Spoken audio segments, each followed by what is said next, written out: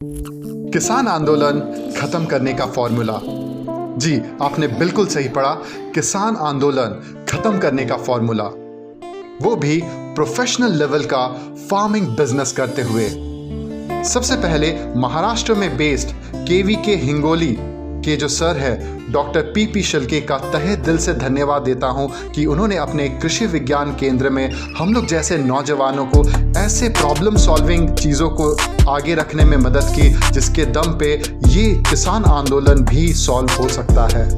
और उसके साथ साथ हम अपने सारे सहयोगी संगठन जैसे ICAR पूसा दिल्ली, हमारे किसान business clinic, Sikkim organic movement जो है उनको, plus horticulture department government of Sikkim, 11 के 11 Krishi Vigyan Kendra, Banaras Hindu university, Assam agriculture university, Odisha university of agriculture and technology, central agriculture university Imphal, college of horticulture and forestry काओ का धन्यवाद देना चाहेंगे कि उन्होंने किसान बिजनेस क्लिनिक के इस नए इनिशिएटिव को एक मौका दिया। आई होप आज का वीडियो आपको बहुत ही ज़्यादा पसंद आएगा। ये पूरा वीडियो उन लोगों के लिए तो बिल्कुल नहीं है जो किसान आंदोलन को लेके करना है या नहीं करना है इसको लेके झगड़ा करते हैं और सोल्यूशन पे फोकस नहीं करते हैं। तो ये वीडियो उन प्रॉब्लम को बड़ा देख के उनसे पॉलिटिकल चीज़ें करवाने वालों के लिए नहीं है। ये इंटायर वीडियो वो सारे पॉजिटिव लोगों को समर्पित है जो कि ओपन माइंड के साथ आने वाले दिनों में हर एक प्रॉब्लम के साथ एक पॉजिटिव सोल्यूशन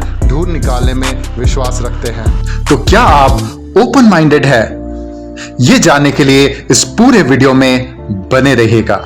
और इसीलिए फार्मिंग को एक प्रोफेशनल लेवल में उठाना भी जरूरी है और फार्मिंग के बिजनेस के हुनर को सीखना भी बहुत जरूरी है। तो ये वीडियो अगर आप फेसबुक में देख रहे हैं या फिर आप व्हाट्सएप में देख रहे हैं तो जम के अपने दोस्तों के साथ शेयर कीजिए।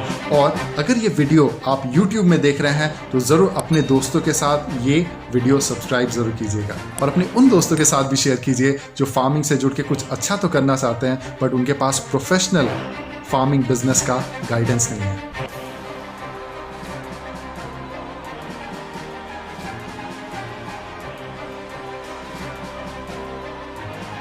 मैं आज के इस कार्यक्रम में सबका स्वागत करता हूं।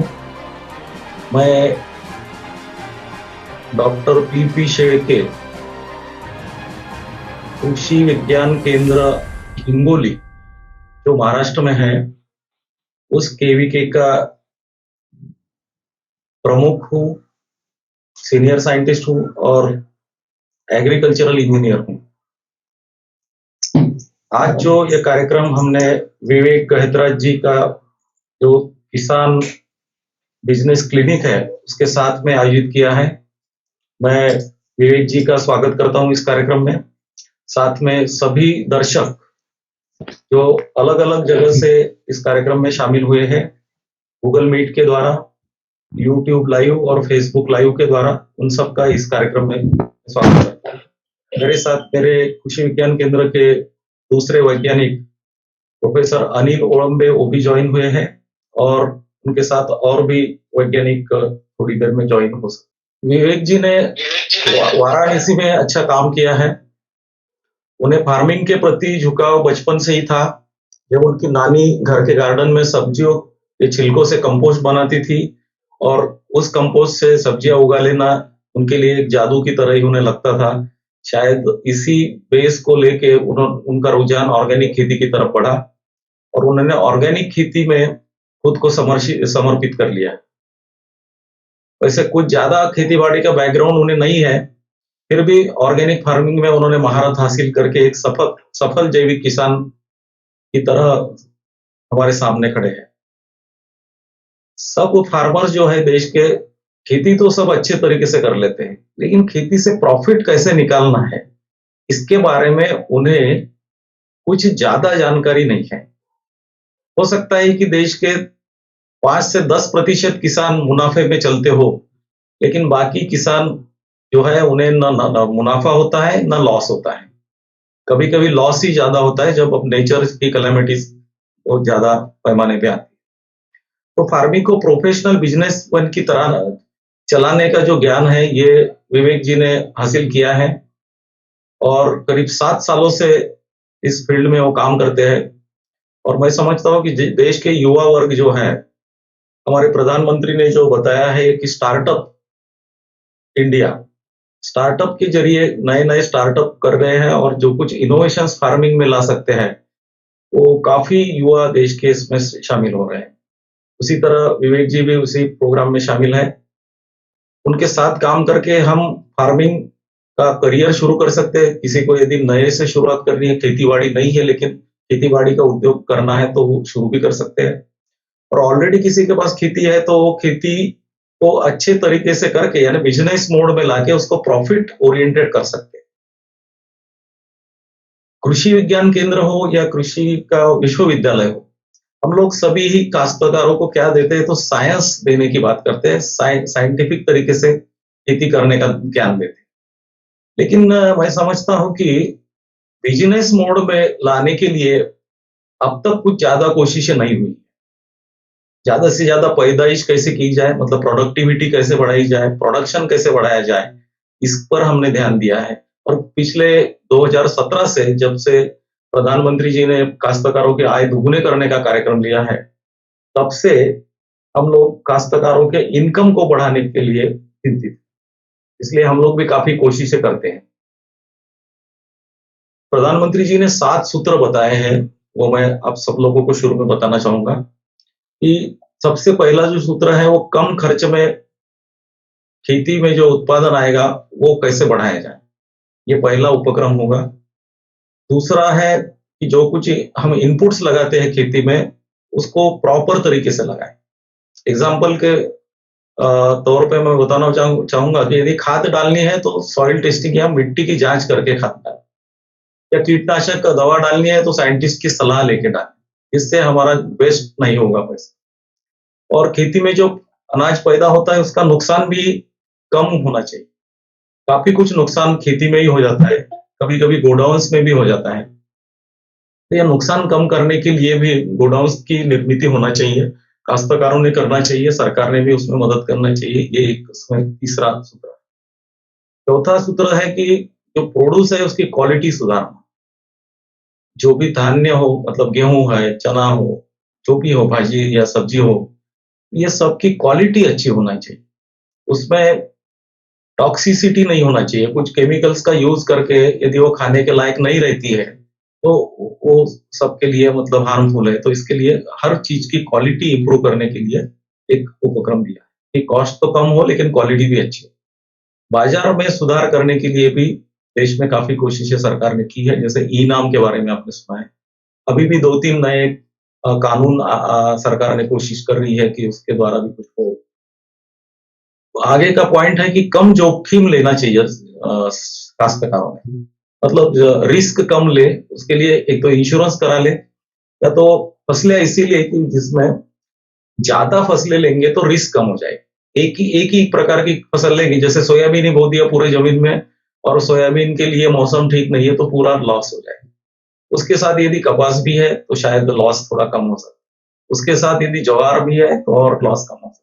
तो इस तरीके से भी जोखिम या तो रिस्क कम करने के कुछ तरीके बताए हैं। इसका भी हम प्रमोशन करते हैं खेती के माध्यम से। और जो लास्ट का पॉइंट है वो सबसे महत्वपूर्ण है कि खेती के साथ में आप कुछ साइड बिज़नेस करिए। साइड बिज़नेस में फिर एक 5-7 प्रकार के हमारे जिले के लिए हमने चुने हैं, वो आपके सामने रखता हूँ। एक तो हॉर्टिकल्चर मतलब फलों की फसल ले या सब्जियों की फसल ले। उसके साथ इंटीग्रेटेड फार्मिंग सिस्टम करें। इंटीग्रेटेड का मतलब उसके साथ पशुओं का भी यदि हम समन्वय करते हैं तो पशुओं से मिलने वाली खाद वो खेत में फिर से रिसाइकल होगी और उससे भी खेती की क्वालिटी अच्छी रहेगी और खर्चा भी कम। वो एक तरीका है। और पशुओं से दूध मिलेगा, गोबर की खाद मिलेगी, उससे भी पैसा मिल सकता है। तीसरा है दुग्ध व्यवसाय मतलब डेयरी फार्मिंग। खेती के साथ में यदि अपने पास पशुओं के लिए चारा उगाने की ज़मीन है, तो उसमें आप डेयरी फार्मिंग कर सकते हैं, गायें रख सकते हैं, भैंस रख सकते हैं। उसके बाद यदि पानी काफ़ी मात्रा में है, कुछ तालाब है छोटे या खेत में छोटा तालाब बना सकते हैं, तो फिशरीज़ का भी थोड़ा-सा कंपोनेंट उसमें खेती में कर सकते हैं। थोड़ा बहुत फॉरेस्ट प्लांट्स जो है वो लगा सकते हैं, जैसे चंदन है, जैसे बाम्बू है, बाँस बोलते हो, वो लगा सकते हैं या इस टाइप के फॉरेस्ट प्लांट्स और खेती दोनों का मिश्रण कर सकते हैं। उसके बाद शहद निर्मिती मतलब शहद बनाने के लिए मधुमक्खी का पालन भी कर सकते हैं और पोल्ट्री फार्मिंग भी कर सकते हैं। तो ये 7 तरीके हमने हमारे जिले के लिए निकाले हैं। इस टाइप के हर एक जिले के लिए काफ़ी कुछ तरीके हो सकते हैं। हमारे साइंटिस्ट के नंबर भी मैं आपके सामने रख रहा हूँ। लिख ले लेने की ज़रूरत नहीं है, ये यूट्यूब पे आपको हमेशा के लिए अवेलेबल रहेंगे।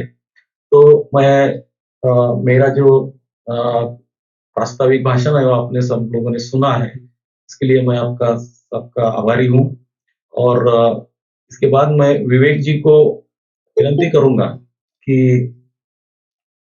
आज का जो अपना मार्गदर्शन है सब काश्तकारों के लिए, वो अभी आप शुरू करें। मैं उनको निमंत्रित करता हूँ कि आप शुरू में आपका परिचय दें, लोगों से थोड़ी बात करें, उसके बाद में आपने जो प्रेज़ेंटेशन बनाया है, उसके लिए मुझे आमंत्रित करें। मैं आपका प्रेज़ेंटेशन स्क्रीन पे शेयर करूँगा और मुझे पूरी तसल्ली है कि पूरा कॉन्फिडेंस है कि आज का जो ये कार्यक्रम है, इसमें जो लोग जुड़े हैं काफ़ी ज्ञान भी रखते हैं और काफ़ी उत्सुकता भी रखते हैं कि फार्मिंग को बिज़नेस मोड में कैसे लाया जाए और इसको प्रॉफ़िट में कैसे लाया जाए। ये सभी सभी लोगों की सभी मतलब सरकार से लेके तो आम आदमी तक सबकी चिंता है कि फार्मिंग बिज़नेस को प्रॉफ़िट में कैसे लाया जाए। तो विवेक जी, आपको फिर से मैं रिक्वेस्ट करता हूँ कि आप अपना मार्गदर्शन अभी शुरू करें। जी बिल्कुल। गुड सबको गुड इवनिंग और सबको यहाँ पे आने के लिए बहुत-बहुत धन्यवाद। एंड जिन लोगों को मेरे बारे में नहीं पता है, मैं किसान बिज़नेस क्लिनिक को रिप्रेज़ेंट करता हूँ, फाउंडर एंड क्रिएटर हूँ किसान बिज़नेस क्लिनिक ट्रेनिंग प्रोग्राम का। और जिनको मेरे बैकग्राउंड के बारे में नहीं पता है, उनको उनके जानकारी के लिए कि हम लोग मेरा जो बैकग्राउंड है वो मैंने बीएससी बायोटेक्नोलॉजी बैंगलोर से कंप्लीट करी, फिर उसके बाद MBA in marketing IIT Pune से एंड उसके बाद फिर 7 साल ऑनलाइन डिजिटल मीडिया में हम लोग ब्रांड एक्टिवेशंस मार्केटिंग का काम करते थे। सो वहाँ से हम लोग को नेचर से काफ़ी अच्छा जुड़ाव था, तो फिर उस चीज़ को स्टार्ट करने का ज़ीरो बैकग्राउंड था, खेती-बाड़ी कुछ नहीं आती थी हमें। तो वहाँ से हम लोग दिल्ली से फिर हम लोग ने इसका फार्मिंग का प्रोजेक्ट स्टार्ट किया बनारस में। तो वहाँ पे ऑलमोस्ट लाइक 6-7 साल का हम लोगों ने फार्मिंग करा, ऑर्गेनिक फार्मिंग। पहले ही 2 साल मुँह के बल आके गिरे, बहुत हार्ड तरीके से हम लोगों ने सीखा कि ऑब्वियसली बैकग्राउंड नहीं था, गलतियाँ भी बहुत बड़ी-बड़ी करी, ऐसा नहीं कि छोटे-छोटे गलतियाँ, बहुत बड़ी-बड़ी गलतियाँ करी। और उस गलतियों से जो सीख लेते हुए जब हम लोग ग्राउंड ज़ीरो पे आ गए, मतलब एकदम टोटली क्रैश हो गए, तब समझ में आया कि किसान क्यों इतना स्ट्रगल करता है फार्मिंग के बिज़नेस में। तो फिर हम लोगों ने सोचा कि इतने पढ़े-लिखे लड़के होके अगर इस चीज़ बिज़नेस का आइडिया होते हुए भी अगर हम लोग फार्मिंग जैसे अनऑर्गेनाइज़ सेक्टर को भी अगर ऑर्गेनाइज़ नहीं कर सकते, तो क्या फ़ायदा इतने सारे एजुकेशन मतलब होने का या फिर इतना पढ़े-लिखे होने का। तो इसी संदर्भ में फिर उसको हम लोगों ने चैलेंज की तरह लिया। फिर अगले साढ़े 4 सालों के अंदर हम लोगों ने उसको एस्टेब्लिश करते हुए बहुत अच्छे लेवल पे लेके आ गए और इसलिए इसको अच्छे लेवल पे लेके आने के चलते हम लोग को नेशनली भी फीचर किया जा चुका है। जैसे मीडिया मेजर मीडिया में ज़ी न्यूज़ टीवी, ईटीवी चैनल, उसका न्यूज़ 18 और इसके अलावा भी हम लोग के जो हम लोग से इंटर्नशिप एग्री बिज़नेस को लेके आईआईटी बॉम्बे के बच्चे लोग भी करते थे।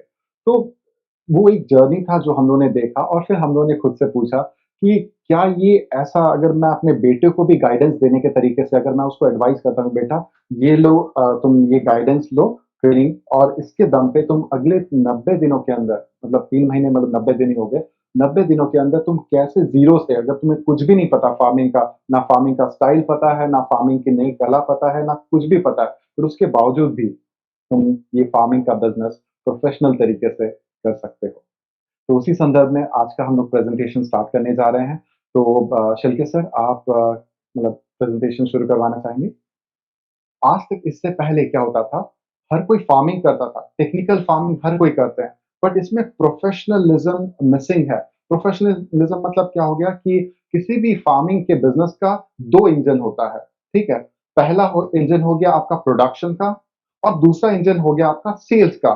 बट उसके बीच में जो मार्केटिंग होता है, जो उसका मैनेजमेंट होता है, ये चीज़ बीच में मिसिंग है और उसी चीज़ को बैलेंस आउट करने के लिए हम लोगों ने किसान बिज़नेस क्लिनिक में प्रोफेशनल लेवल का फार्मिंग बिज़नेस करने के लिए कहते हैं। हाँ जी, अब जैसे देख रहे हैं आप दूसरे स्लाइड में फार्मर्स का जो मेजर प्रॉब्लम है, ठीक है? मेजर प्रॉब्लम यहाँ पे 3 टाइप के प्रॉब्लम है, ठीक है? तो उनमें से पहला फार्मर का प्रॉब्लम देखते हैं।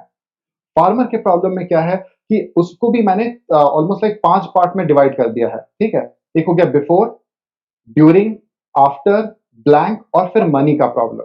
ठीक है, इन 5 पार्ट में मैंने डिवाइड कर दिया पूरे फार्मर का प्रॉब्लम को। अब उसमें क्या होता है, सबसे पहले में स्टार्ट करते हैं बिफोर वाले में आते हैं। तो हाउ टू स्टार्ट ऑर्गेनिक या नेचुरल फार्मिंग का एग्री बिजनेस। अब देखिए क्या होता है, बिफोर वाले जिन्होंने फार्मिंग, जिनको पता भी नहीं है, लैंड है, पैसे हैं, बट उनको पता नहीं है टेक्निकल फार्मिंग कैसे की जाती है या फार्मिंग का बिजनेस कैसे शुरू किया जाता है, बिफोर वाले बंदे। ठीक है, इनका एक प्रॉब्लम है जो कि दूसरे इंडस्ट्री से या दूसरे सेक्टर से फार्मिंग के सेक्टर में ट्रांजिट करना चाहते हैं, बट उनको नो हाउ पता नहीं है।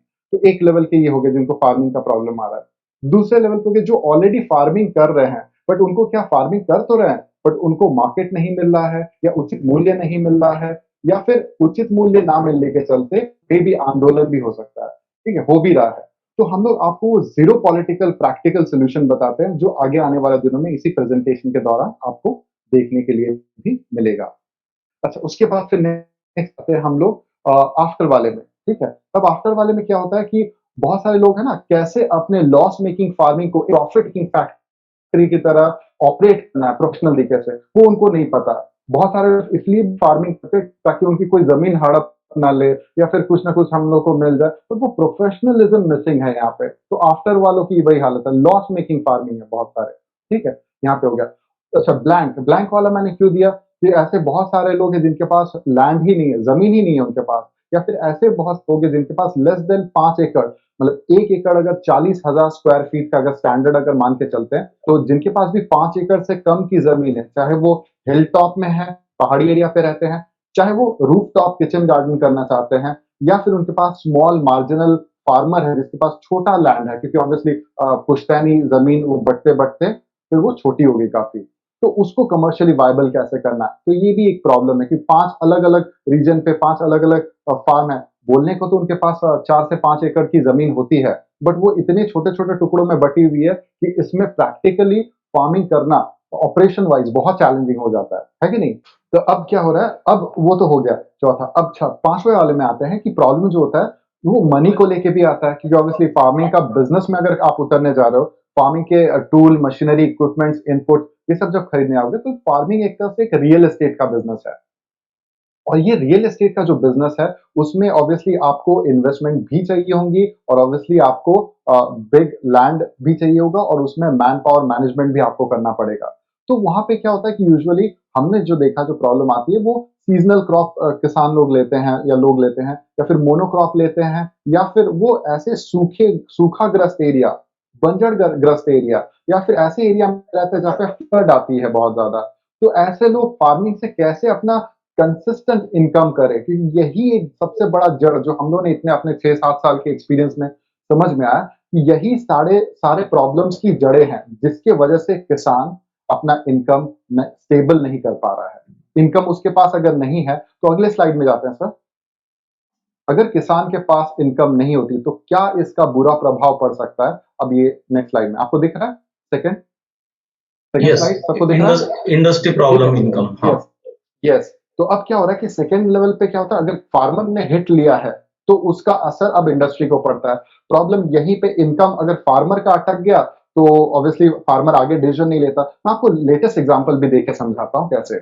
अब देखिए, जैसे नर्सरी वाले होते हैं, ठीक है? नर्सरी वाले जो फार्मर्स को पौधे बेचते हैं या पौधे सेल करते हैं, और उनके डिपेंडेंट सीड वाली कंपनियां भी होती है। अब आगे से जस्ट बिकॉज़ रिसेंटली लॉकडाउन आया था, तो उसके चलते डिमांड डिप कर गया कि ऑब्वियसली किसान को पता नहीं कि अगले क्या होना है, उसको फार्मिंग फ्यूचर नहीं दिख पा रहा है, और इसी वजह से प्रेडिक्टेबिलिटी गायब हो गई। फार्मर की प्रेडिक्टेबिलिटी गायब हो गई, तो उसके चलते इंडस्ट्री का भी प्रेडिक्टेबिलिटी गायब हो गया। अब नर्सरी वालों को पता नहीं कि पिछले साल के डायरी को देखते हुए अगर ये इस साल वो उगा भी लेंगे, तो भी उनको पता नहीं कि आगे के माल उसका बिकेगा भी या नहीं। तो इसके चलते वेस्टेज हो जाएगा।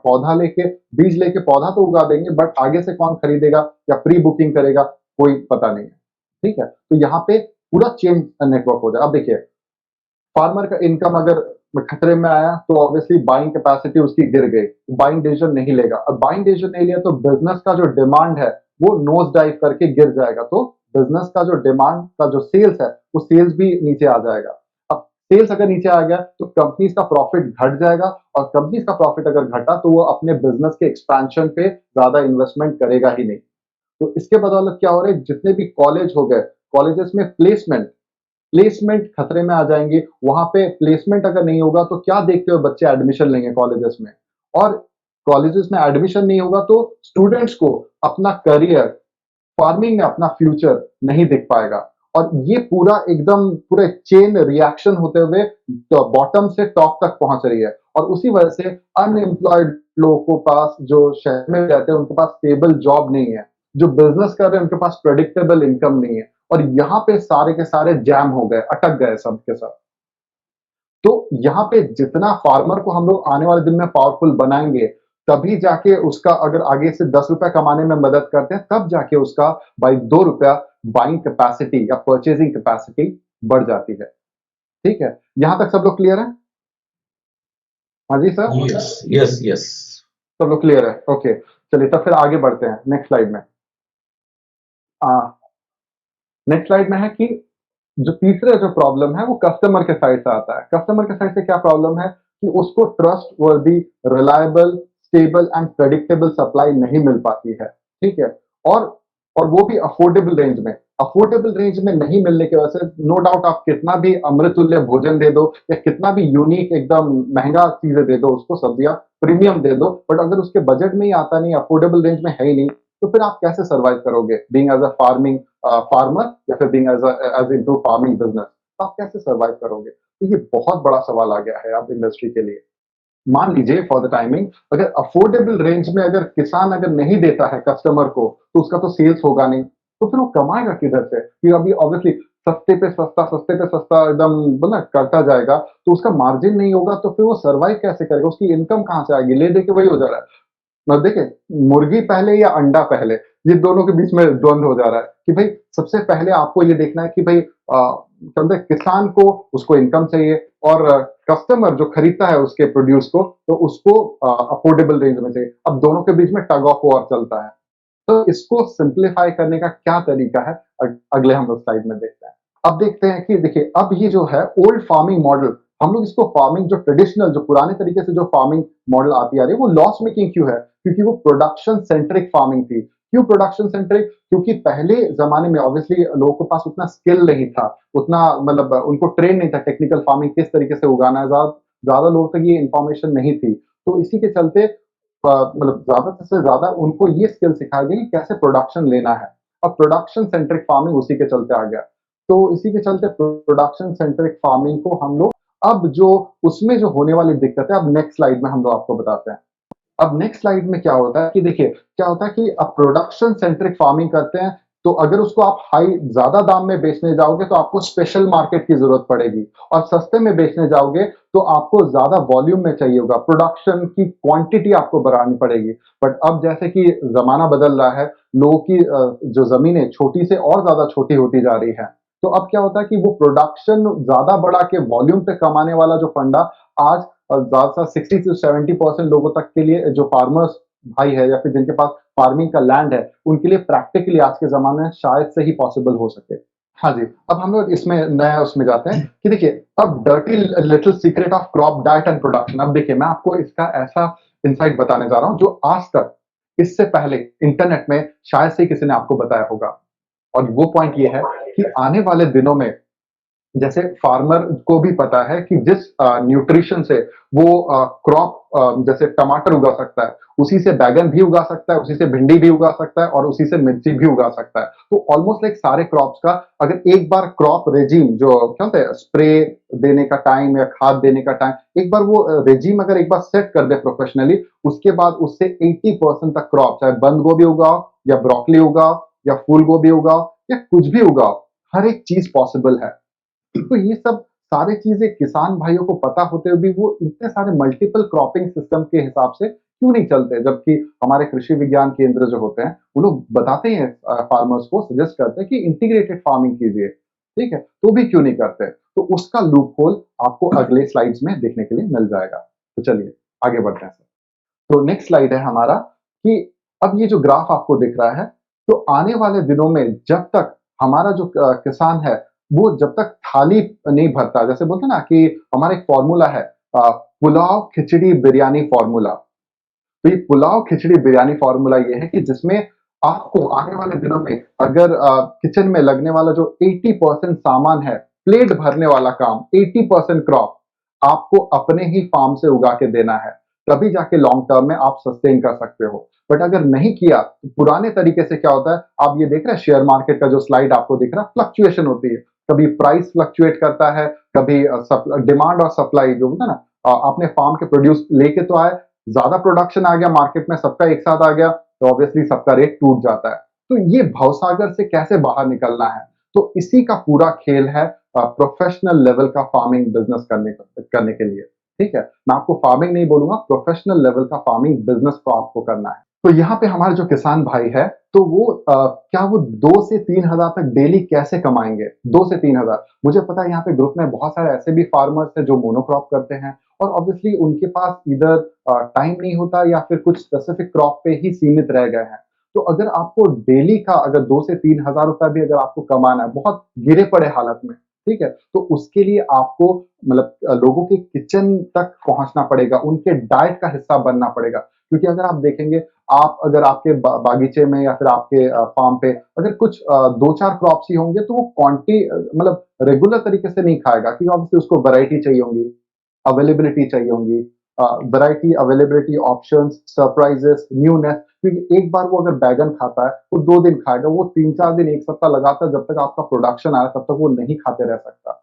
तो उसको 40 से 80 टाइप का वैरायटी कैसे आप देंगे, ताकि ये नहीं तो ये खाइए, ये नहीं तो वो खाइए, तो वो सारे अवेलेबिलिटी रहे, बट वो छोटे-छोटे पॉकेट्स में रहे। तो जब ये छोटे-छोटे पॉकेट्स में इतना बड़ा रेंज लेके आप आएँगे, तभी जाके आपका हर दिन का डेली कमाई होगा। बट येस, ये भी डिपेंड करता है कि आपका लैंड की साइज़, ज़मीन का साइज़ कितना बड़ा या फिर कितना छोटा है, ठीक है? तो इस पे भी काफ़ी डिपेंड करता है, और येस, इस पे भी डिपेंड करता है कि आपकी ज़मीन कितनी उपजाऊ है या कितना उसमें पोटेंशियल है, वेदर कितना सपोर्टिव है, तो बहुत सारे फैक्टर्स होते हैं। बट ऑन एन एवरेज आप अगर सब्जियों का, फ्रूट, सैलड्स, वेजिटेबल, ऑर्गेनिक या फिर नेचुरल तरीके के जो प्रोडक्शन आज के ज़माने में अगर आप कर सकते हो, तो ऑब्वियसली ये छोटा-सा टारगेट आपके लिए कुछ भी नहीं है, आराम से अचीवेबल है। How to use professional level का ऑर्गेनिक या नेचुरल फार्मिंग? अब देखिए क्या होता है कि आज तक इससे पहले हर कोई फार्मिंग के स्टाइल से बंधे हुए थे। कोई बोलता है नेचुरल फार्मिंग कर लो, कोई बोलता है ऑर्गेनिक फार्मिंग कर लो, कोई बोलता है गो आधारित फार्मिंग करो, कोई बोलता है मल्टी लेयर क्रॉपिंग कर लो। एक के साथ इतने सारे टाइप के क्रॉप उगाओ जिससे प्रोडक्शन हमारा बढ़ जाए। बट प्रोडक्शन अगर बढ़ा भी दोगे, बट वो अगर वो कस्टमर को अगर पसंद नहीं है आप उसके प्लेट में, तो फिर आप जितना भी प्रोडक्शन ज़्यादा ले लें, तो पैसे देने वाला कस्टमर ही पावरफुल होता है, और ऑब्वियसली उसके पसंद के अकॉर्डिंगली आपको रिवर्स इंजीनियरिंग करना है अपने क्रॉप के प्रोडक्शन को। तो ये है, आप इसीलिए मैं बोलता हूँ कि आपको किसी फार्मिंग स्टाइल के साथ नहीं बनना है, आपके कस्टमर के डाइट को देखते हुए रिवर्स इंजीनियरिंग करना है। और ऑब्वियसली हेल्थ और वेलनेस भी आज के टाइम में इंपॉर्टेंट पार्ट है, क्योंकि ऑब्वियसली पेंडेमिक आने के बाद हेल्थ और वेलनेस पे लोगों का बहुत ज़्यादा फोकस आ गया है। तो आप फार्मिंग स्टाइल कुछ भी अपनाइए, बट जब तक आप इसको फाइनेंशियली वायबल नहीं बनाते, तब तक सारे फार्मिंग स्टाइल के आपके नॉलेज सारे के सारे बेकार ही हो जाते हैं। तो ये हम लोगों ने एक पेन एरिया देखा है, तो आने वाले स्लाइड्स में हम इसके बारे में और भी चर्चा करेंगे। हाँ, नेक्स्ट स्लाइड है आपका प्रोडक्शन सेंट्रिक फार्मिंग। मैंने फिर से बोला था कि पुराने मॉडल में प्रोडक्शन सेंट्रिक फार्मिंग होती थी, बट अब के मॉडल में कस्टमर सेंट्रिक फार्मिंग हमारा हो रहा है, ठीक है?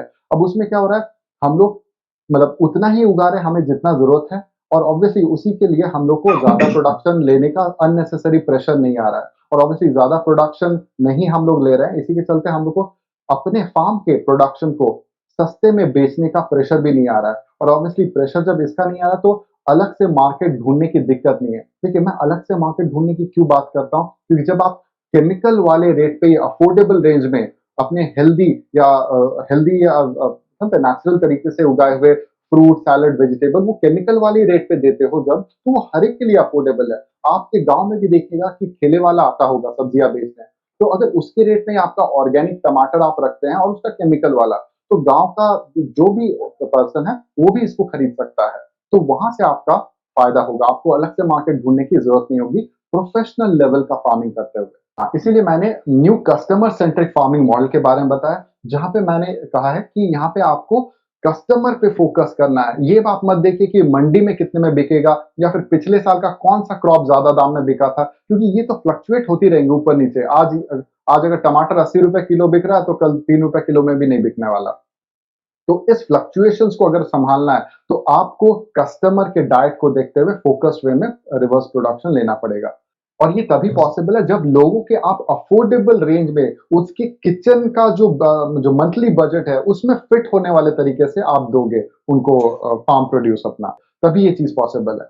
अच्छा, अब ये जो अफोर्डेबल प्राइस में देखिए, अब आप तो बोल रहे होंगे या सोच रहे होंगे कि भाई अफोर्डेबल प्राइस में देने की तो बात कर रहा है, बट कहाँ से प्रॉफिट मार्जिन निकाल आएगा? कि आपको उनके अफोर्डेबल रेंज में लाने के लिए हर हालत में प्लानिंग करनी पड़ेगी। प्लानिंग जैसे मैं हमेशा बोलता हूँ कि फार्मिंग एक रियल एस्टेट का बिजनेस के बराबर है।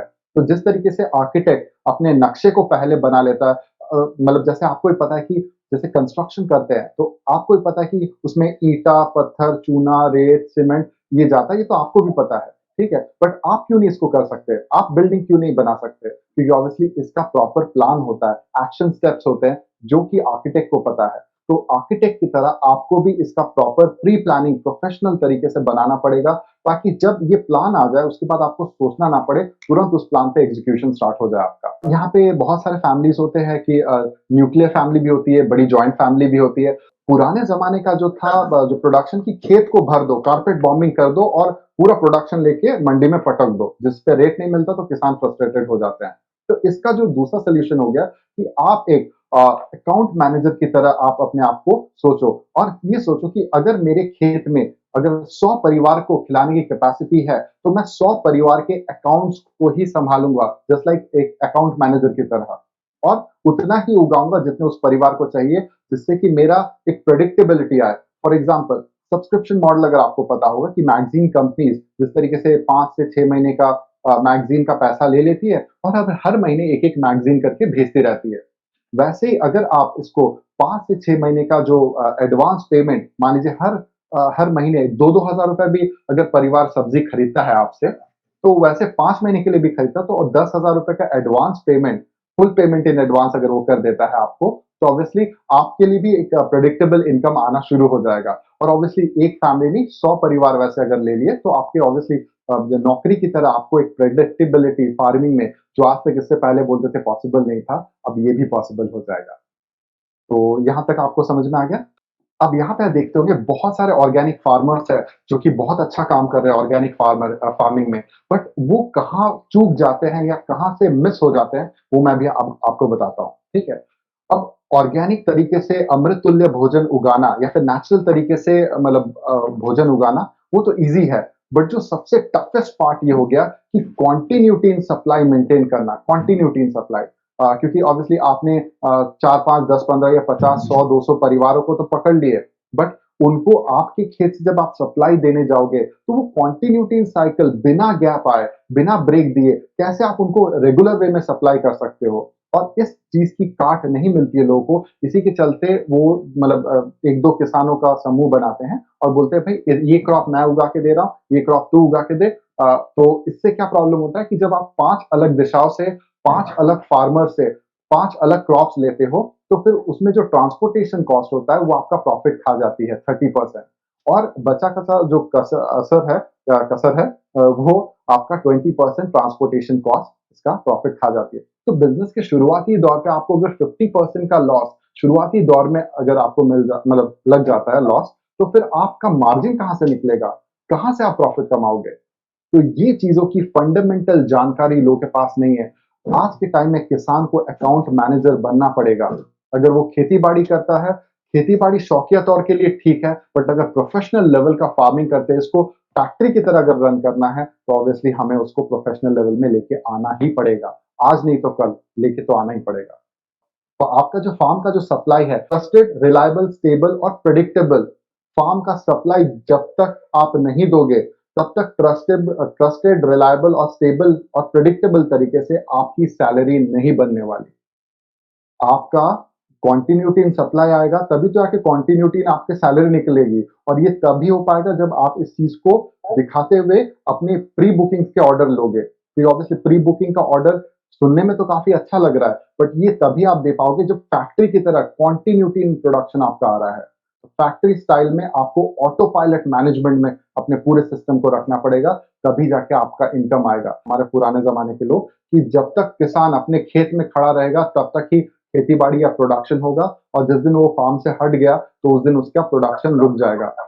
ये पुराने ज़माने में एकदम सही बात थी, बट आज के नए ज़माने में देखते हैं जहाँ पे टेक्नोलॉजी आ गई है और इतने अच्छे एडवांस सिस्टम्स आ गए, ट्रांसपेरेंसी इतनी अच्छी बढ़ गई है, तो ये फार्मिंग को एक फैक्ट्री की तरह ऑटो पायलट मैनेजमेंट में जिस दिन आपने रख दिया, तो उस दिन आपका इनकम भी ऑटो पायलट में आना शुरू हो जाएगा। और इसी के चलते न्यू फार्मिंग मॉडल जो कस्टमर सेंट्रिक फार्मिंग जो मॉडल बोलते हैं, वो आज के ज़माने में बहुत हाई डिमांड में है। आज के ज़माने का नीड है सर। सो जब आप ये प्रोफेशनल लेवल का फार्मिंग बिज़नेस जब आप करना सीखते हो, तो ऑब्वियसली आप चाहो तो कैसे आप अपने फार्म में काम करते हुए या फिर दूसरों के फार्म को गाइडेंस देते हुए एक प्रोफेशनल बिज़नेस में कन्वर्ट कर सकते हो, इसी का पूरा खेल है। आप देखते हैं ना बहुत सारे बिज़नेस मैन लोग होते हैं जो एक लॉस मेकिंग फैक्ट्री होती है, उसको प्रॉफिट मेकिंग में कन्वर्ट करते हैं और उसके बदले अपना रिकरिंग रेवेन्यू चैनल बनाते हैं। मे बी उसका 20% या 30% उससे इक्विटी लेते हैं, बट उसको प्रॉफिट मेकिंग में चला के अपने लिए अलग-अलग रेवेन्यू चैनल्स बना देते हैं, जिससे हर समय अगर उनको काम ना भी कर पाते हो, मे बी एक्सीडेंट की वजह से हो या मौसम की वजह से, बट उनका अलग-अलग रीजन से पैसे आते रहते हैं। तो क्या ऐसा कुछ आप भी कर सकते हो अपने फार्मिंग के बिज़नेस से? तो ये pre booking orders farm production आने से पहले कैसे लेना है, ठीक है? ये आपके लिए जानना ज़रूरी है। कैसे multiple booking offers from customer कैसे लेना है? मल्टीपल बुकिंग देखिए प्री बुकिंग ऑर्डर्स तो लेना ही है, मल्टीपल बुकिंग ऑर्डर्स भी कैसे लेना है, वो भी आपको पता होना चाहिए और वैसे ये भी आपको पता होना चाहिए कैसे आप एक अच्छी डील मतलब ढूँढोगे, अच्छे डील मतलब ऐसे कस्टमर ढूँढोगे जो आपको प्रीमियम प्राइस पे करने के लिए तैयार है। ठीक है? तो ऐसे कैसे डील आप ढूँढोगे? और ये भी आपको जानना ज़रूरी है फार्मिंग के बिज़नेस में कि अपने शर्तों पर डिमांड नहीं, कमांड करना है। ठीक है? डिमांड नहीं, जैसे होता है कि अभी क्या हो रहा है किसान आंदोलन में, लोग डिमांड कर रहे हैं, बट वो वैल्यू क्रिएट करते हुए कमांड नहीं कर पा रहे हैं। तो वो कमांड कैसे करना है? वो सारी चीज़ें आपको आने वाले टाइम में प्रोफेशनल लेवल का फार्मिंग बिज़नेस के स्किल्स को डेवलप करते हुए सीखने के लिए मिलेगा। अगर आपने फार्मर को पावरफुल बनाया तो पूरी इंडस्ट्री रिवाइव हो जाएगी। अब आप सोचिए जब आप प्रोफेशनल लेवल का फार्मिंग बिज़नेस अपने हुनर से, अपने दम पे जब उसको एक नेक्स्ट लेवल पे लेके जाते हो तो आप अपने साथ अपना तो भला कर ही रहे हो, बट अपने साथ-साथ पूरे इंडस्ट्री को फिर से रिवाइव कर रहे हो। क्या क्या रीज़न है कि हम लोग के यहाँ पे जो यंगस्टर है या न्यू जनरेशन फार्मिंग के बिज़नेस की तरफ या फिर फार्मिंग में नहीं आना चाहती है? क्यों? क्योंकि ऑब्वियसली वहाँ पे इनकम नहीं मिलता है, आईटी इंडस्ट्री की तरह ग्लैमर नहीं दिखता है, तो वहाँ पे उनको मतलब फ्यूचर अपना नहीं दिख पाता है। और ये तभी पॉसिबल होगा जब आने वाले दिनों में इस प्रोफेशनल लेवल का फार्मिंग के बिज़नेस को आप सीखते हुए अपने खुद भी अप्लाई करोगे और फार्मर को पावरफुल बनाते हुए ऑब्वियसली ये पूरे इंडस्ट्री को आप रिवाइव करने का दम रखोगे आने वाले दिनों में। तो ये भी एक इसका बहुत इम्पोर्टेंट पहलू है। तो मैं हमेशा आपको देखेंगे पूरे थ्रू आउट द प्रेज़ेंटेशन मैं प्रोफ़ेशनल लेवल का फार्मिंग स्किल्स डेवलप करने के लिए क्यों बार-बार कहता हूँ? क्योंकि ऑब्वियसली आज के टाइम में टेक्नोलॉजी इतनी एडवांस हो गई है कि क्या उगाना है, अब कैसे उगाना है, ये सब की जो बेसिक जो जानकारी हो गई है, वो सारे इंटरनेट पे अवेलेबल है आज के टाइम पे। तो वो सिस्टम बहुत ट्रांसपेरेंट हो गई है। क्या उगाना है, कैसे उगाना है, ये सबको पता चल गया है। बट किस सीक्वेंस में उगाना है, किस तरीके से स्टेप 1 होगा, स्टेप 2 होगा, स्टेप 3 होगा और उसको एक्शन स्टेप्स के हिसाब से कैसे हम इसको एक अचीवेबल सेक्शन में बनाएँ, कैसे हम इसको फाइनेंशियली सेल्फ सस्टेनेबल बनाएँ ताकि आने वाले दिनों में हमको अपने जेब से पैसा ना लगाना पड़े और ये अपने आप में एक सेल्फ फंडेड फार्मिंग प्रोजेक्ट बन जाए। तो ये कैसे करना है? कैसे आपकी खाद, बीज, दवाइयों का पैसा उसी फार्मिंग के बिज़नेस से निकलेगा ताकि अगर आपका मौसम की मार भी पड़ती है, आपका बाढ़ आ गया, तूफान हो गया, आँधी आ गई, सूखा आ गया, कुछ भी आ गया हो, स्टिल वो उसको सस्टेन कर पाएगा और मार्केट में अगर रेट टूट भी जाते हैं, जस्ट बिकॉज़ आप almost like 40 plus 80 plus varieties of fruit, salad, vegetable जो कस्टमर खाना चाहता है, उसके टेस्ट पैलेट को वो मतलब बहुत ज़्यादा अट्रैक्ट कर रहा है। तो ऑब्वियसली आपका अगर मार्केट में इससे कोई फ़र्क नहीं पड़ता कि टमाटर का रेट ₹2 ₹3 किलो जा रहा है या फिर कांदा का रेट या फिर प्याज़ का रेट नीचे डाउन हो गया है, नोज़ डाइव कर गया।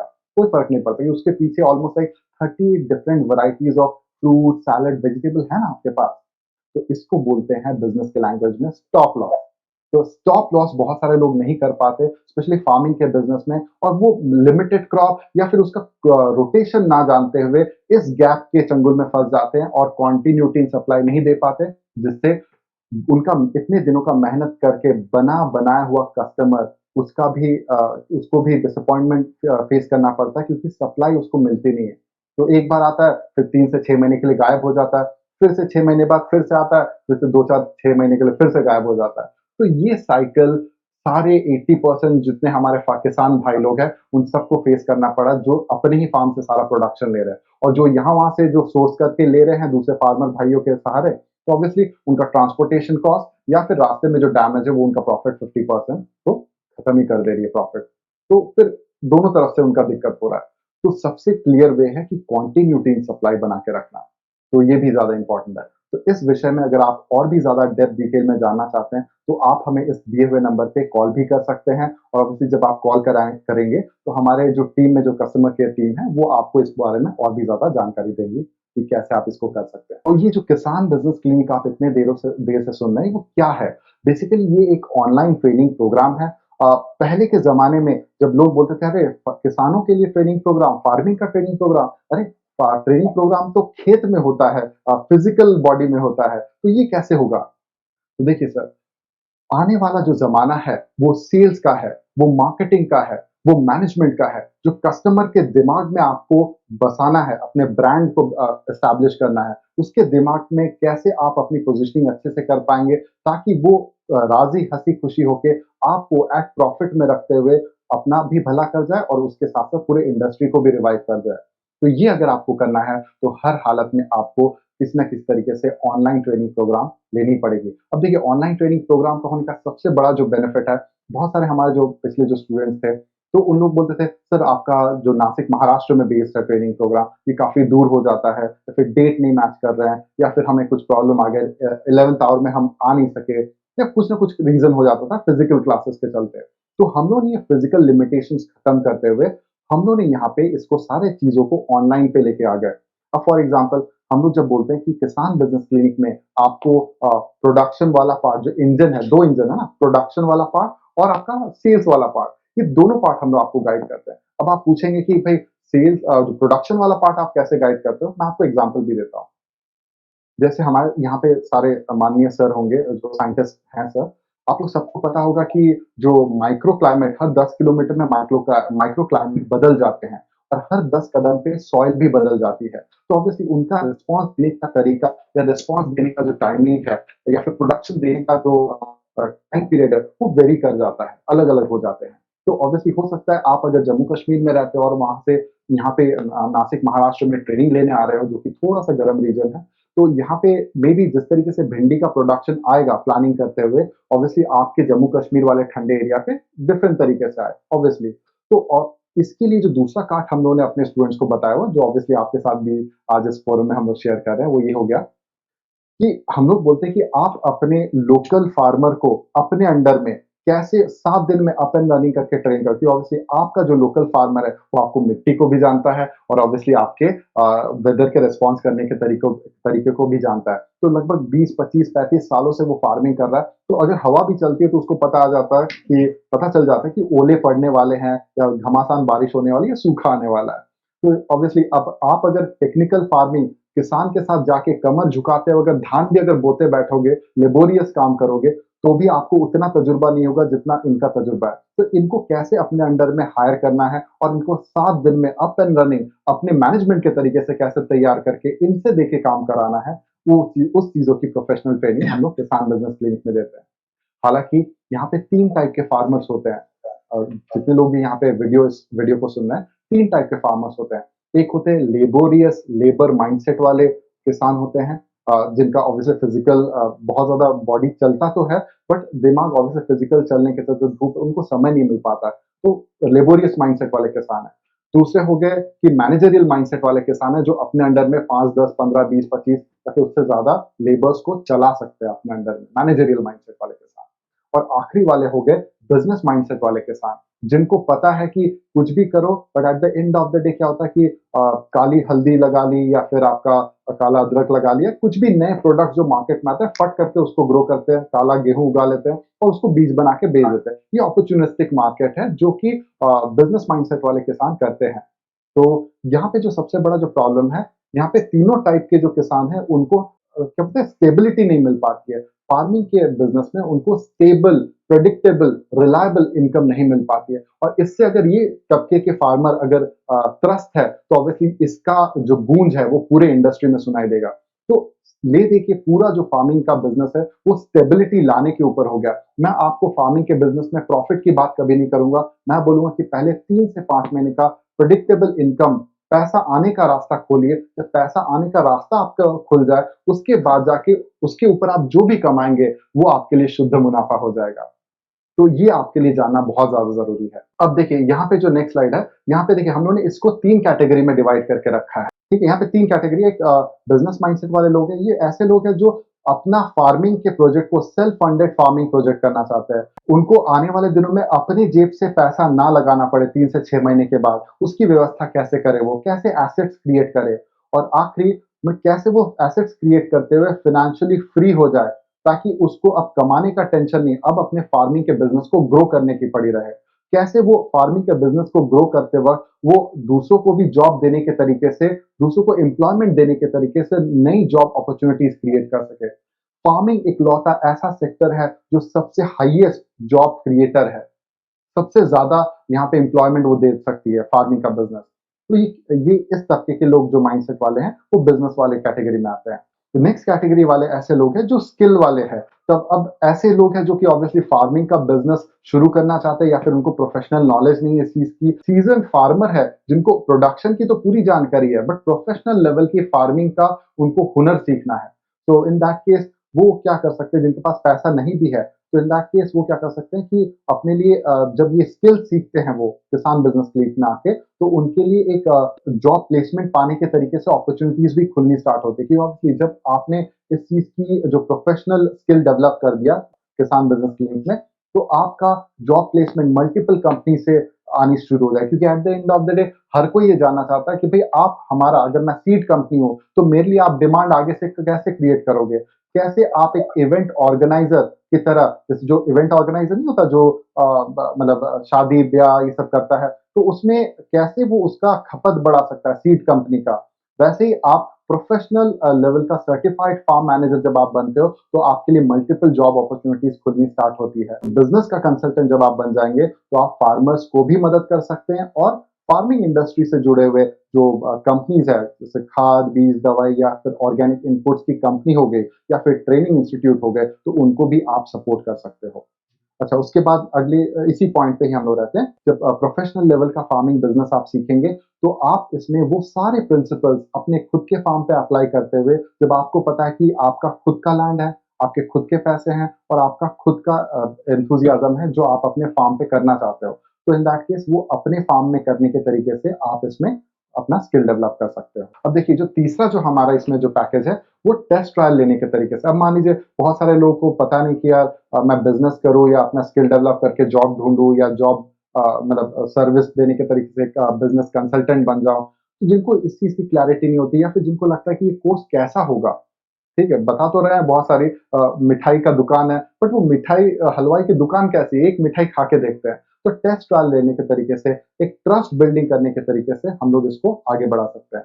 तो ये 25,000 रुपए वाला पैकेज है, ऐसे बिजनेस माइंडसेट वाले लोगों के लिए है जो रियली एंटरप्रेन्योर माइंडसेट वाले हैं, एग्री बिजनेस को लेके कुछ करना चाहते हैं, मतलब स्टार्टअप मेंटालिटी के साथ कुछ बड़ा अचीव करना चाहते हैं। तो उन लोग के लिए 25,000 रुपए का ट्रेनिंग प्रोग्राम है, क्योंकि ऑब्वियसली यहाँ पे वो फार्मिंग का तो करेंगे ही, फार्मिंग का बिजनेस तो कर ही रहे अपने फार्म पे, बट इसके अलावा साथ साथ में पैरेलली हमारे साथ जुड़ते हुए इसका फ्रेंचाइजी के तरीके से काम भी कर सकते हैं। तो ये 25,000 रुपए का हो गया पैकेज। नेक्स्ट स्लाइड है आपका स्किल डेवलपमेंट का, इसका दाम है 12,000 रुपए।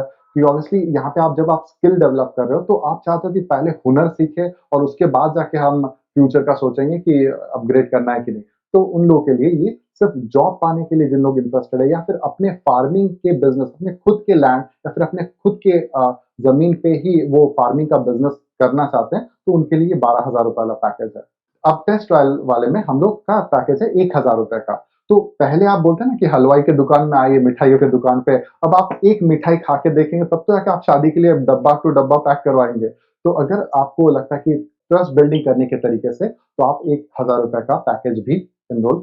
विवेक जी, आपने बड़े अच्छे तरीके से अपना प्रेजेंटेशन सब लोगों के सामने रखा है। जी बिल्कुल सर। और मैं समझता हूँ कि आपने जो चीजें बताई उसमें मुझे भी एक आपका जो मॉडल है, शुरू में आपने थाली दिखाई और थाली में जो भी चीजें हैं उसका रिवर्स इंजीनियरिंग करके प्रोडक्शन करने की बात कही। ये एक अच्छी बात है, इनोवेटिव है। और मैं समझता हूँ कि अकेला काश्तकार यदि थाली में की हर चीज नहीं दे पाता है तो छोटे-छोटे ग्रुप्स बना सकते हैं 10 लोगों के, 10 फार्मर्स के, 5 फार्मर्स के, और वो सब मिलके थाली में जो-जो है वो प्रोड्यूस कर सकते हैं और सब्सक्रिप्शन मॉडल से लोगों तक पहुंचा सकते हैं। ये बड़ी अच्छी बात आपने आज हमारे दर्शकों के सामने रखी है। हम लोग भी देखते हैं कि हमारे एरिया में कुछ फार्मर्स है जो ऑर्गेनिक गेहूं पैदा करते हैं। तो उनके पास हम लोग भी डिमांड करते हैं कि हमारे लिए 2 क्विंटल रखिए। कोई हमारा दोस्त रहता है वो भी बताता है 5 क्विंटल रखिए। तो ऐसा करके उसका पहले ही सब्सक्रिप्शन हो जाता है। तो इस टाइप के मॉडल ऑलरेडी है, लेकिन इसकी संख्या बढ़ाने की जरूरत है। और थाली की हर चीज देने का विचार यदि काश्तकार करे तो मैं समझता हूँ कि मार्केट में भी बहुत चीजों का भाव नहीं गिरेगा, क्योंकि सभी टोमेटो तो टोमेटो ही लगाते हैं और एक्चुअल टोमेटो कम लगता है।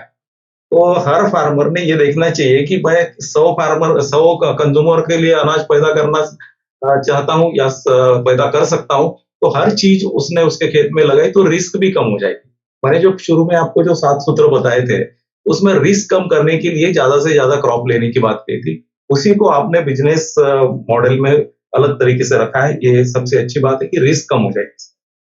और सब्सक्रिप्शन मॉडल के लिए पूरी थाली यदि अवेलेबल है तो सब्सक्रिप्शन भी अच्छा होगा, प्री बुकिंग भी अच्छा होगा। ये अच्छी बात सब सब लोगों के समझ में आई है।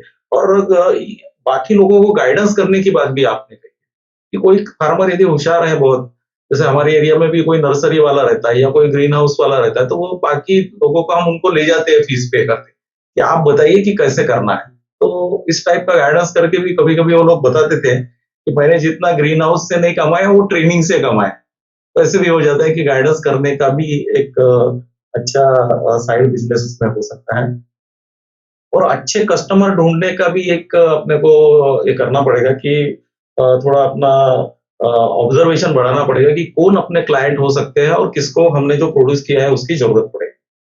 तो स्टॉप लॉस वाला आपने एक जो बताया वो भी एक अच्छी बात है कि इस लॉस कहाँ कम होना है उसका एक बटन तैयार हो जाए कि फार्मर ने ऑब्जर्व करने चाहिए कि कहाँ-कहाँ लॉस हो सकता है।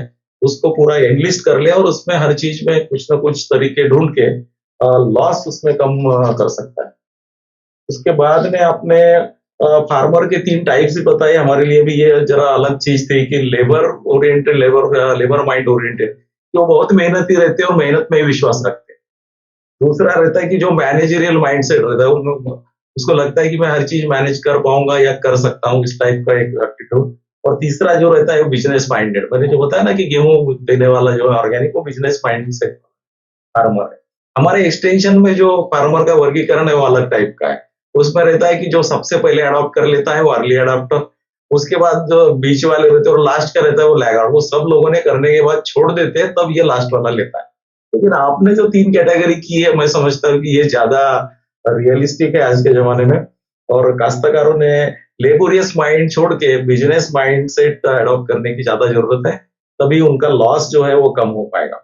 और आपने वो 3 टाइप के ट्रेनिंग बताए हैं, बिज़नेस, स्किल और टेस्ट ट्रायल के। तो मैं समझता हूँ कि टेस्ट तो लेना ही चाहिए सबने, उसके बाद फिर जिसको अच्छा लगे वो ज़्यादा क्वांटिटी में पैक करके ले जा सकता है।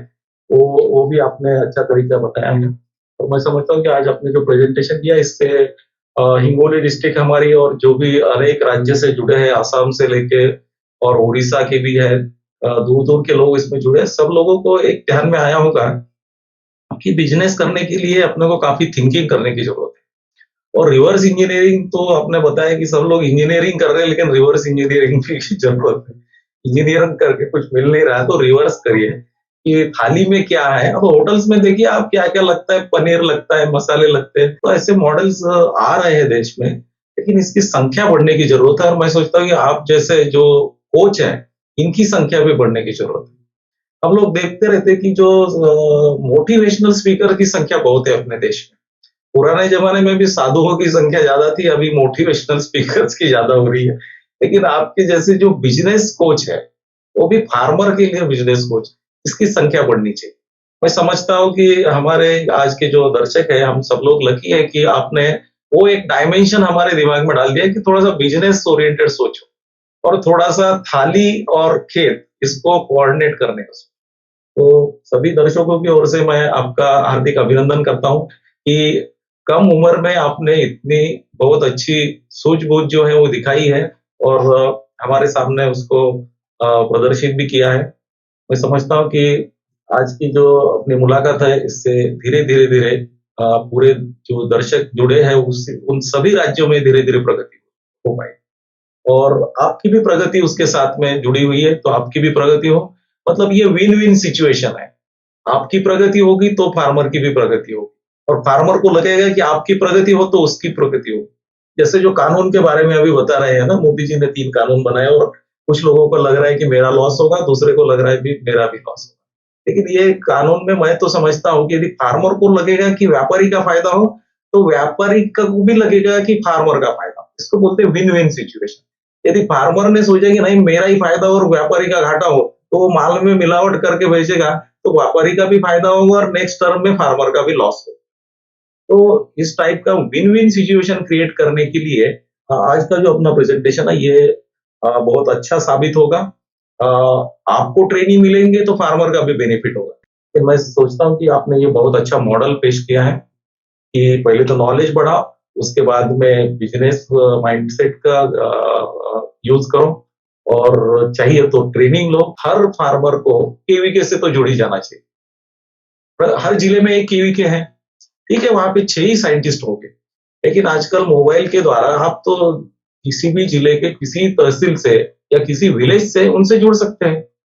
आजकल तो सीएससी भी फॉर्म किया है, आप लोगों को पता होगा, कॉमन सर्विस सेंटर। हमारे महाराष्ट्र में उसको आपले सरकार केंद्र बोलते हैं, हमारा गवर्नमेंट सेंटर। हर विलेज में 2-2 3-3 सेंटर्स हैं और आपके उम्र के लोग उसको चला रहे हैं, उनके पास एक कंप्यूटर है और वो केवीके को साइंटिस्ट को वीडियो कॉलिंग से फार्मर से बात करा देते हैं। ₹5 फीस है सिर्फ। ₹5 में वो वीडियो कॉल करा देते हैं और साइंटिस्ट यहाँ से लिख के प्रिस्क्रिप्शन देता है और वो वहां पे प्रिंट निकाल के उनको देता है कि आपका जो प्रॉब्लम है उसका ये हल है, इस टाइप से आप करिए। तो इतनी सुविधा तो बेसिकली है। और जैसे बच्चे को लोग हम पहले एक तो गवर्नमेंट स्कूल में भेजते हैं, थोड़ा पैसा आ जाए तो प्राइवेट में भेजते हैं, ज्यादा पैसा और आ जाए तो हम कोचिंग क्लास में भेजते हैं, बहुत ज्यादा आ जाए तो कोच को घर बुला लेते हैं। इस टाइप की व्यवस्था है। तो अपने आज के प्रोग्राम में भी इस टाइप की व्यवस्था हो सकती है।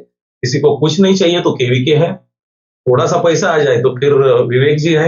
इसके बाद में मैं अब सभी दर्शकों को विनंती करूंगा कि आपको यदि कुछ क्वेश्चंस पूछना है, प्रश्न पूछना है विवेक जी से या हमसे, तो आप अपना खुद अनम्यूट करिए और एक-एक करके क्वेश्चन पूछिए। या तो चैट बॉक्स में भी आप क्वेश्चन डाल सकते हैं, वहां से भी हम पढ़ के दे सकते हैं। यूट्यूब और फेसबुक पे जो होंगे वो भी उस पे लिखिए, हम उसको भी देने की कोशिश।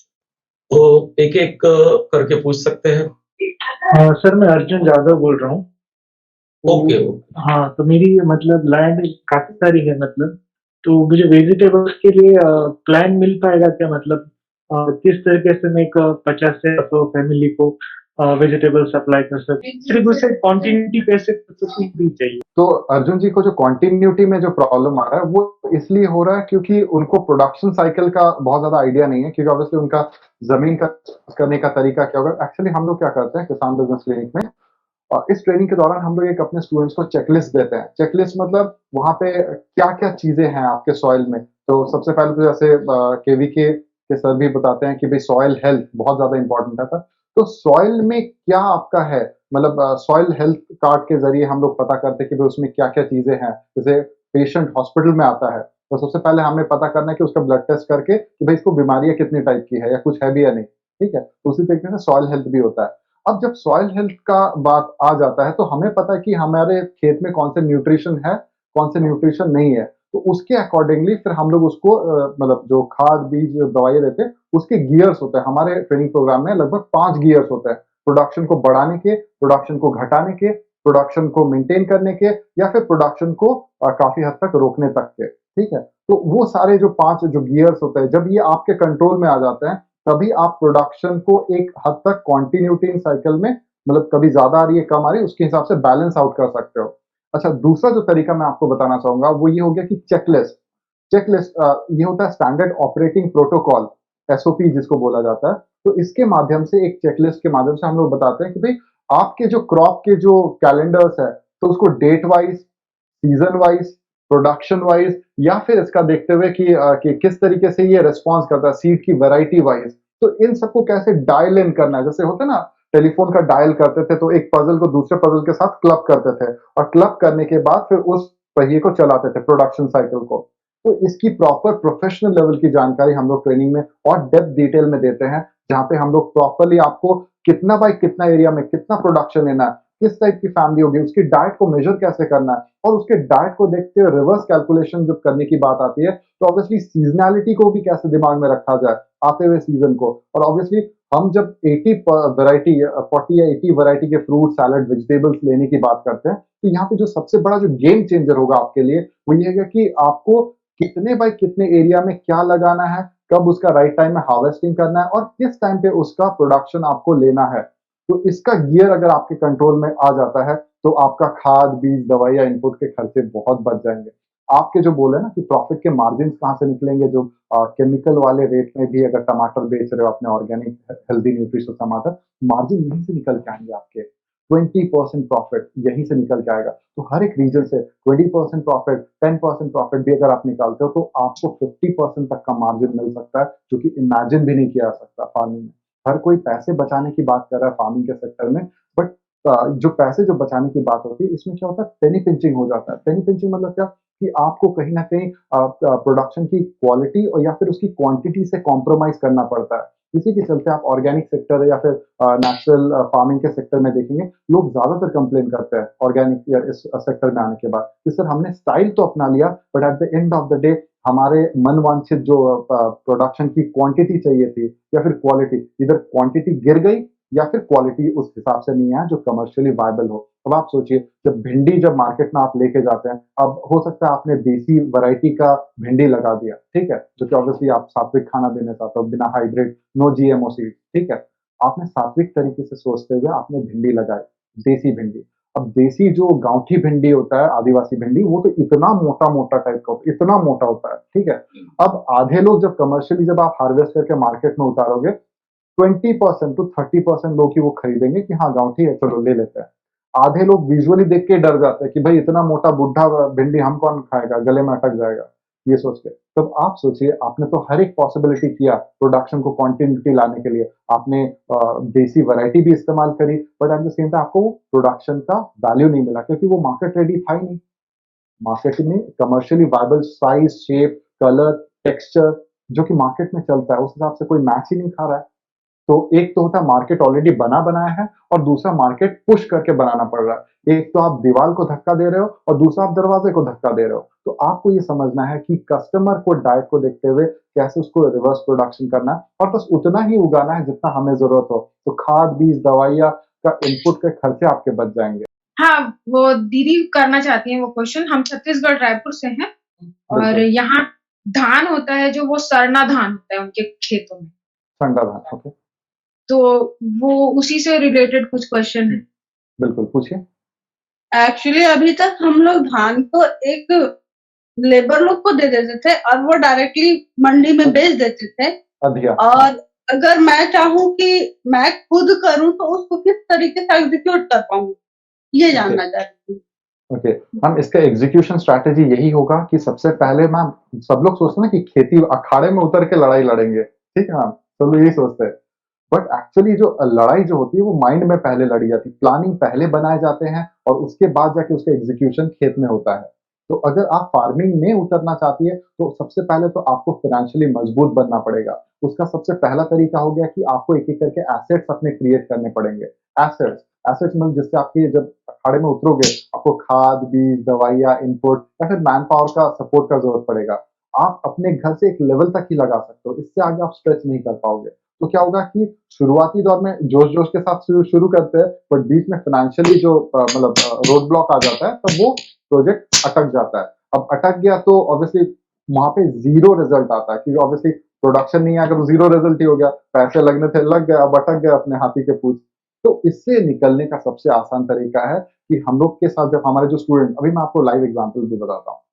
जो स्टूडेंट हम लोग से ट्रेनिंग लेते हैं किसान बिजनेस क्लिनिक में प्रोफेशनल लेवल का फार्मिंग करते हैं। अब इसमें क्या, जब हुनर आपने सीख लिया, स्किल डेवलप कर लिया, तब आपको क्या होता है कि पहले जो हम लोग का 3 महीने का ट्रेनिंग प्रोग्राम होता है उसमें 12 सप्ताह होता है। 12 सप्ताह में 6 सप्ताह पहला 6 सप्ताह वो हम लोग थियोरेटिकल ट्रेनिंग देते हैं और उसके बाद आखिरी जो सप्ताह जो होता है 6 सप्ताह उसमें हम लोग on the ground on the job experience देते हैं। अब इसमें क्या सिखाया जाता है वो भी बता रहा हूँ। जो आपने ट्रेनिंग में सीखा है तो उसको प्रैक्टिकल जब आप अप्लाई करोगे तो इधर आपका खुद का खेत होगा तो बहुत ही बढ़िया, अगर खुद के खेत है पैसे नहीं है तो आप दूसरों के खेत में दूसरों को एडवाइस करने के तरीके से आप उसको रिजल्ट कैसे एडवांस में देने में मदद कर सकते हो जिसके बदौलत आपका पेमेंट आना शुरू हो जाए, पैसा आने का रास्ता आपके लिए कैसे शुरू होगा जिसके चलते आने वाले दिनों में आपका मनी मेकिंग मॉडल पहले क्लियर हो जाए।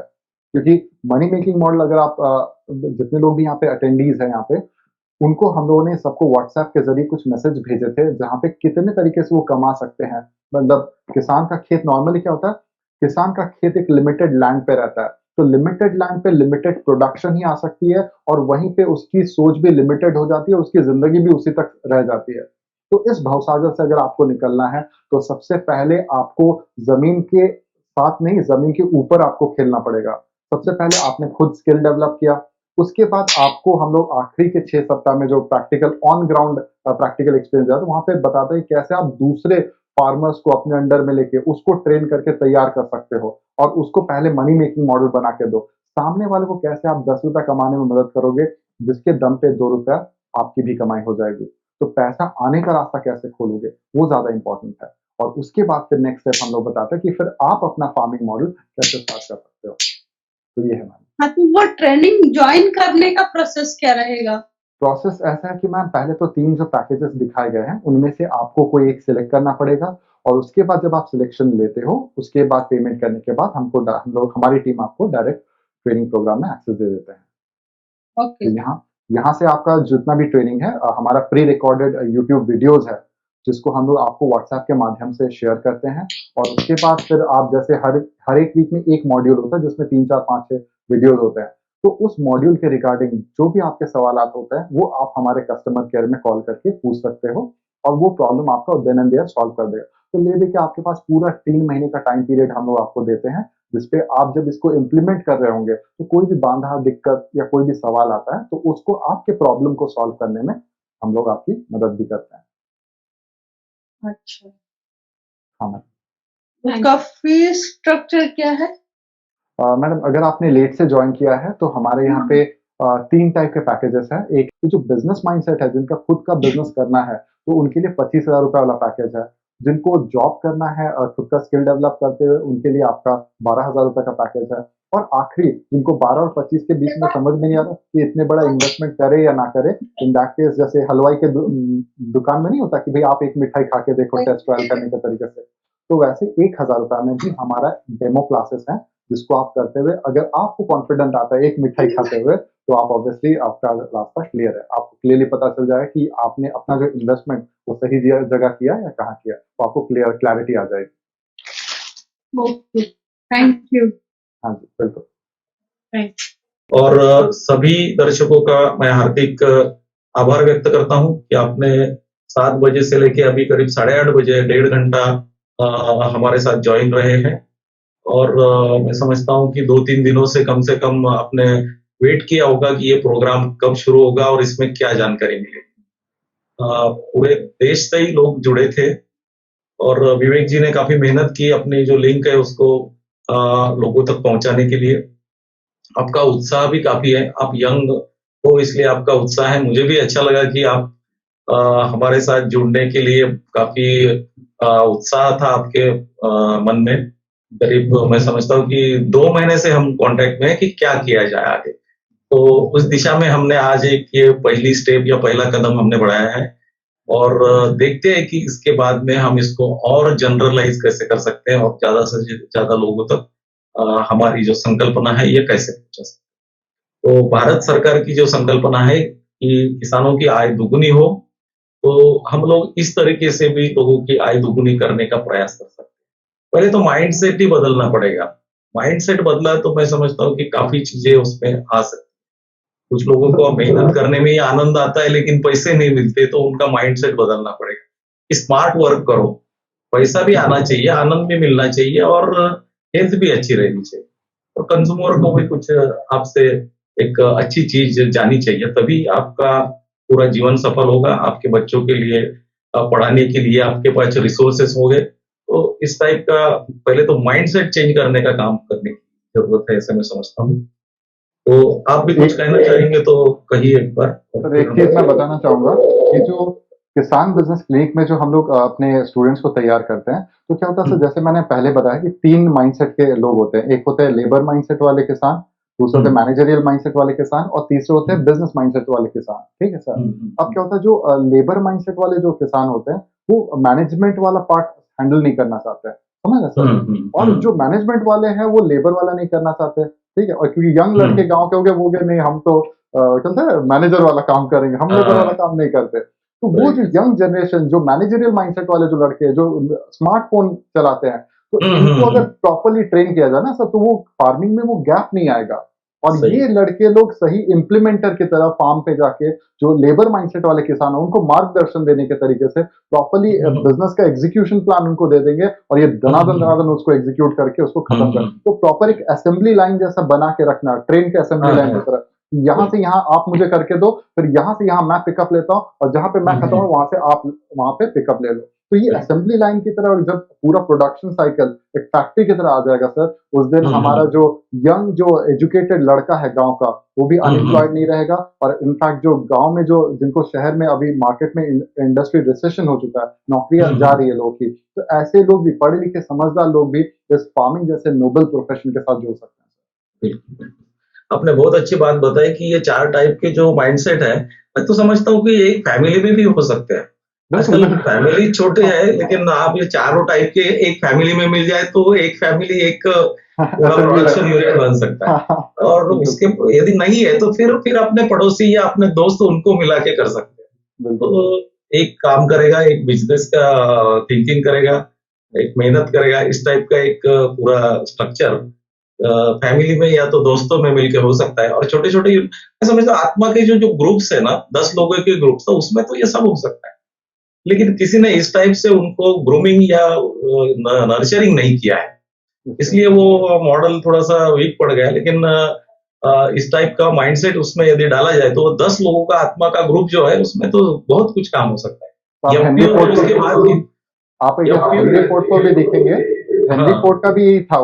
उसको खुद गाड़ी बनाने नहीं आती थी सर, वो इंजीनियर भी नहीं था। इनफैक्ट गवर्नमेंट ने उसको बुला के पूछा था कि आपको फैक्ट्री रन करने का अथॉरिटी क्यों दे हम लोग आपको। तो वहां पे हेनरी फोर्ड ने बताया था कि मेरे बटन दबाने पे मुझसे ज्यादा इंटेलिजेंट लोग मेरी मदद करने के लिए आ जाते हैं और मुझे उसका इनपुट में क्या जाएगा और आउटपुट में क्या आएगा और मार्केट में कैसे बेचना, ये 3 चीजें मुझे पता है। 3 चीजें पता है। तो वो चीजें कंट्रोल कर ली तो हर चीज। बिल्कुल। चलो, बहुत अच्छी बात आपने अंत में शेयर की है। समझता हूँ कि जितने भी दर्शक अब तक जुड़े हैं उनको एक बात भाई होगी। और जितने भी लोग जुड़े हैं, 9 लोग हैं अभी। मैं समझता हूँ कि जो अकबर का नवरत्न दरबार था, उतने 9 तो अपने पास है। पूरे देश पे राज्य हम कर सकते हैं कुछ दिनों के बाद। तो सबका फिर से एक बार तहे दिल से धन्यवाद करता हूँ। और यहाँ पे इस मीटिंग को क्लोज करने का समय आ रहा है। तो मैं विवेक जी का भी हार्दिक अभिनंदन करता हूँ कि इस कम उम्र में काफी आपने नॉलेज प्राप्त किया है और 7 साल से आप उसकी प्रैक्टिस कर रहे हैं। समझता हूँ कि देश में आपके जैसे नौजवान यदि बहुत संख्या में आ जाए तो अपना देश सही में एक सभी क्षेत्र में कमांड कर सकता है। तो सबको फिर से शुभकामनाएं देता हूँ कृषि विज्ञान केंद्र हिंगोली और सारे दर्शकों की तरफ से। और यहाँ पे सबसे रुकने के लिए परमिशन लेता हूँ और यहाँ पे मीटिंग क्लोज करता हूँ। सबका धन्यवाद। सबको धन्यवाद। जय